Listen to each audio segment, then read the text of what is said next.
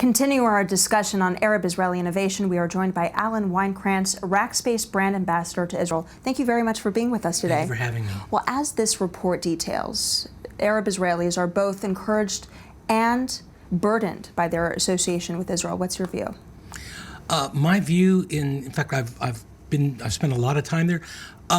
It does exist, but I think there's always workarounds. I would actually counter some of these statements because I have a friend of mine that runs a home decorating business out of London, but she actually lives here in Israel. She answers the phone with a British accent. I think there's always workarounds, and I think that, yeah, there's these issues, but a lot of Jewish businesses that operate in the Arab world. And I think we're living in a global economy that, politics aside, it's just business. All right, so you think that politics stays out of business?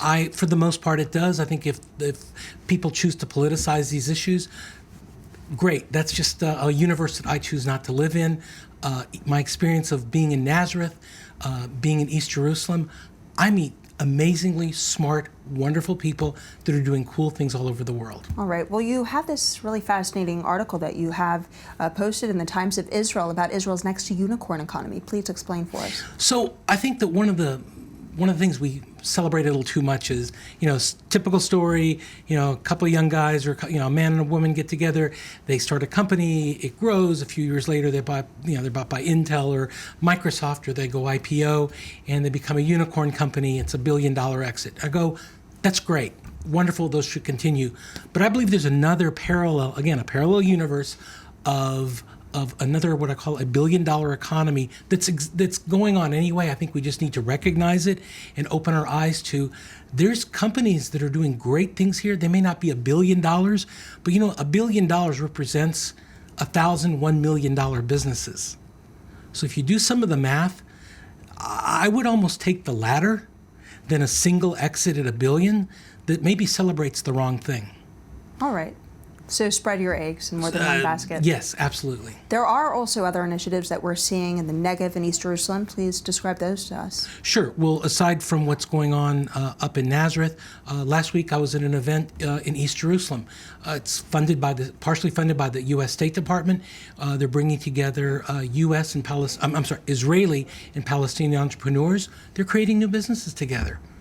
It's wonderful. There's I won't name the company, but there's a VC-funded company in Jerusalem doing very well. All their coders are in Ramallah. There's the political stuff does go on. Sometimes the Palestinians don't want to be seen as cooperating, so you kind of be creative and you keep it a little bit under the radar. But I don't think that this place owns the franchise on doing business this way. Next month I'll be in Berlin. There's a lot of ties with Israel and Berlin, and you're going to see a lot of immigration, because of some of the Syrian refugees. I think that is another universe that I think is potentially a wonderful place, because I think that now we have this power of the cloud, these inexpensive technologies. These businesses are really going more mainstream and downstream, where the cost of going into business is almost nil. A little bit of hard work, a little bit of luck, you can create another $1 billion ecosystem. All right, so technology seems to be transcending these barriers. Thank you so much for being with us. Thank you for having me. Alan Weinkrantz, very much appreciated.